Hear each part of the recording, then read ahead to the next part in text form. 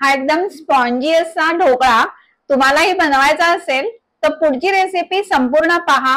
ह्या रेसिपी मध्ये मी खूप साऱ्या टिप्स सांगितलेल्या आहेत जेणेकरून तुमचा ढोकळा जो आहे हा फसणार नाही।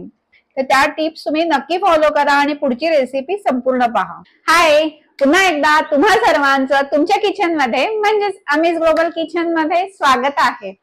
आज आपण स्नॅक्स साठी चालणारी पाहुणे आल्यानंतर झटपट बनवता येणार अशी एक रेसिपी पाहणार आहोत। चला तर पटकन रेसिपीला सुरुवात करूया। आज आपण पटकन बनणारा असा ढोकळा बनवणार आहोत। तर ढोकळा बनवताना आधी सुरुवातीला आपल्याला जी तयारी लागते ती करून घ्यायची आहे, जेणेकरून आपण ढोकळा जो आहे हा झटपट बनवणार आहोत आणि त्याच्यानंतर तो फुलल्यानंतर आपल्याला फार वेळ घालवायचा नाहीये। त्याच्यासाठी आपल्याला काय तयारी करून घ्यायची, तर आधी आपल्याला स्टीमर तयार करून घ्यायचा आहे। आता स्टीमर साठी तुमच्याकडे जर का स्टीमर असेल तर तुम्ही स्टीमर वापरू शकता। इथे मी कढई घेतलेली आहे। कढईमध्ये पाणी घालून मी ते गरम करत ठेवणार आहे। कढईमध्ये मी पाणी घेणार आहे, त्यानंतर ह्याच्यामध्ये एक जाळी ठेवायची आहे आणि हे भांड मी गॅसवर ठेवून गरम करत ठेवणार आहे, जेणेकरून आपली बाकीची तयारी होईपर्यंत ह्याच्यामध्ये वाफ तयार झालेली असेल। हीट खूप हाय नाही ठेवायची, प्रेशन होईपर्यंत हीट मीडियम वर ठेवायची आहे। सेकंड स्टेप म्हणजे आता आपल्याला लागणारा टीन जो आहे किंवा जो डबा असेल तो आपल्याला ग्रीस करून घ्यायचा आहे। आपल्याला ह्याला तेल लावून घ्यायचं आहे। तेल थोडंसंच घालायचं आहे आणि त्या टीनला व्यवस्थित चोळून घ्यायचं आहे।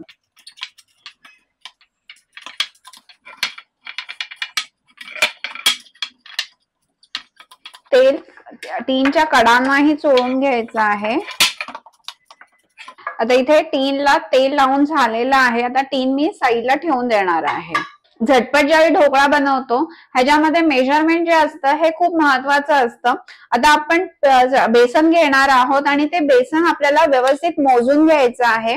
मी इथे 1 कप घेतलेला आहे, तो 250 ml चा आहे। तर त्याच्यामध्ये मी आता बेसन मोजून घेणार आहे त्या कपाने आणि ते बेसन भरताना थोडस कप जो आहे हा कपामध्ये बेसन टाकल्यावर तो थोडस हलवून घ्यायचा आहे। आणि हे बाजारात बेसन मिळतं तेच आहे आणि ते एकदम फाईन बेसन आहे। आता इथे मी 1 कप इतकं बेसन मोजून घेतलेलं आहे। आता इथे मी पाणी घेतलेलं आहे। आपलं 1 कप बेसन आहे तर मी इथे अर्धा कप इतकं पाणी घेतलेलं आहे। पाण्यामध्ये आपल्याला सायट्रिक ऍसिड घालायचं आहे। ढोकळा बनवताना सायट्रिक ऍसिड हे इम्पॉर्टंट आहे। त्याच्यानंतर ह्याच्यामध्ये घालायचं आहे मीठ आणि ह्याच्यामध्ये आपल्याला साखर घालायची आहे। ढोकळा हा चवीला गोडसरच असतो, त्याच्यामुळे मी ह्याच्यामध्ये 1.5 टेबलस्पून इतकी साखर घातलेली आहे। आणि आता आपल्याला हे साखर आणि सायट्रिक ऍसिड ह्याच्यामध्ये व्यवस्थित असं विरघळवून घ्यायचं आहे। आता इथे साखर, मीठ आणि सायट्रिक ऍसिड ह्याच्यामध्ये बऱ्यापैकी विरघळलेला आहे। त्यावेळी ह्याच्यामध्ये मी तेल घालणार आहे। तेल घातल्यामुळे ढोकळा जो आहे हा घशात बसत नाही। त्याच्यानंतर ढोकळ्याला थोडासा तिखटपणा येण्यासाठी इथे मिरची आणि मी थोडस आलं वाटून घेतलेलं आहे। ह्याच्यातला अर्धा वाटलेल्या मिरची आणि आलं मी ह्याच्यामध्ये घालणार आहे आणि पुन्हा एकदा हे फेटून घ्यायचं आहे। आता ह्याच्यामध्ये मी बेसन घालणार आहे आणि बेसन घालताना ते चाळून घालायचं आहे। चाळून घातल्यामुळे 2 फायदे होतात। एक तर ते बेसनच्या गुठळ्या होत नाही आणि दुसरी गोष्ट म्हणजे बेसन जे आहे हे हलकं होतं। आता बेसन चाळून झालेलं आहे। आता आपण हे मिक्स करून घेणार आहोत। आता मी बेसन थोडं फेटून घेणार आहे। आता इथे बेसन फुलण्यासाठी आपण बेकिंग पावडर आणि बेकिंग सोडा घालणार आहोत। बेकिंग पावडर आणि बेकिंग सोडा घातल्यानंतर मिश्रण एकदम फुलायला लागतं। त्यावेळी आपण आपला स्टीमर जो आहे ह्याच्यामधलं पाणी व्यवस्थित आहे की नाही आणि त्याला व्यवस्थित वाफ आली आहे की नाही हे चेक करायचं आहे आणि त्यानंतरच आपल्याला ह्या गोष्टी ऍड करायच्या आहेत, जेणेकरून आपलं मिश्रण एकदा फुलल्यानंतर आपण ते पटकन स्टीमर मध्ये ठेवू शकतो। आता इथे मी बेकिंग पावडर घातलेली आहे, त्याच्यानंतर आहे बेकिंग सोडा आणि हे ऍक्टिव्ह होण्यासाठी ह्याच्यावरती थोडंसं मी पाणी घालणार आहे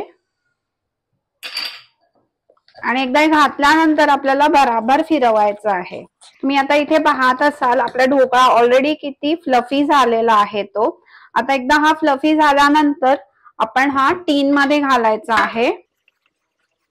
आता तुम्ही टीनची साईज घेताना पण किंवा जे कोणतं भांड वापराल त्याच्यामध्ये ते खूप पसरट असताही कामा नये. पसरट घेतल्यानंतर होतं काय की आपलं फेटलेलं मिश्रण जरी फुलून आलं तरी पण ते पसरल्यानंतर त्याची हाईट कमी होते. त्याच्यामुळे असं वाटतं की आपला ढोकळा जो आहे हा फुललेला नाहीये. तो आतून स्पंजी असतो पण असं वाटतं की फुलला नाहीये. त्याच्यामुळे भांड्याचं घेताना त्याला व्यवस्थित अशी थोडीशी त्याची अजून फुलण्यासाठी त्याला थोडी जागाही राहिली पाहिजे आणि ते एकदम फ्लॅटही नाही झालं पाहिजे. आता इथे स्टीमरला छान वाफ आलेली आहे. हीट हाय करायची आहे आणि हाय हीटवर आपल्याला झाकण ठेवायचं आहे आणि ढोकळा आता आपण 15 मिनिटांपर्यंत किंवा ढोकळा व्यवस्थित आतून शिजेपर्यंत आपण शिजवून घेणार आहोत. आता 15 मिनिटं झालेली आहेत. आपण झाकण काढून चेक करूया. वाव, आपला ढोकळा छान फुललेला आहे. आता आपण ह्याच्यामध्ये सुरी घालून चेक करणार आहोत. सुरी आपली क्लिअर निघते. थोडंसं फक्त इथे मला चिकटलेलं आहे त्याच्यामुळे मी थोडं 1-2 मिनिटं हे ठेवून देणार आहे. ह्याच्यावर झाकण ठेवताना ते पुसून ठेवायचं आहे कारण की आपण ज्यावेळी झाकण काढतो त्यावेळी झाकणाला वाफेचं पाणी असतं आणि ते ढोकळ्यामध्ये पडण्याची शक्यता असते. त्याच्यामुळे झाकण काढल्यानंतर ते पुसून ठेवायचं आहे. आता आपण झाकण काढूया. आता आपली हे सुरी जी आहे ही क्लिअर आलेली आहे. ह्याचा अर्थ आपला ढोकळा झालेला आहे. आता हा आपण ढोकळा ह्याच्यातनं कढईमधनं काढून घेणार आहोत. हीट ऑफ करते मी आणि ढोकळा काढल्यानंतर तो पूर्ण थंड होऊ द्यायचा आहे. ह्याच्यासाठी मी आता साईडला ठेवून देणार आहे. आता आपण इथे फोडणी करून घेणार आहोत. फोडणी करण्यासाठी मी इथे एक पॅन ठेवलेला आहे छोटा. तुम्ही छोटा कढई घेऊ शकता. जवळजवळ 1 टीस्पून इतकं मी तेल घातलेलं आहे. तेल गरम होऊ द्यायचे. तेल गरम झालं की त्याच्यामध्ये मोहरी घालायची आहे. मोहरी छान तडतडली की त्याच्यामध्ये हिंग घालायचे आणि घालायचे कढीपत्त्याची पानं आणि हे हीट बंद करायची आहे आणि त्याच्यामध्ये आपल्याला पाणी घालायचं आहे. 1/2 कप इतकं पाणी घातलेलं आहे आणि हीट पुन्हा ऑन करायची आहे. हीट ऑन केली की त्याच्यामध्ये आपल्याला साखर घालायची आहे. त्याच्यानंतर मगाशी आपण ठेवलेलं वाटण घालायचं आहे आणि आता आपल्याला हे साखर विरघळेपर्यंत उकळून घ्यायचं आहे.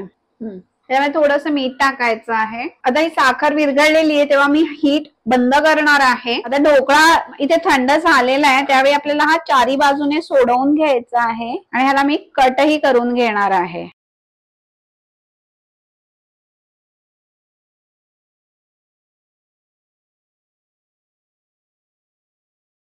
आणि त्याच्यावरती आपल्याला फोडणी घालायची आहे.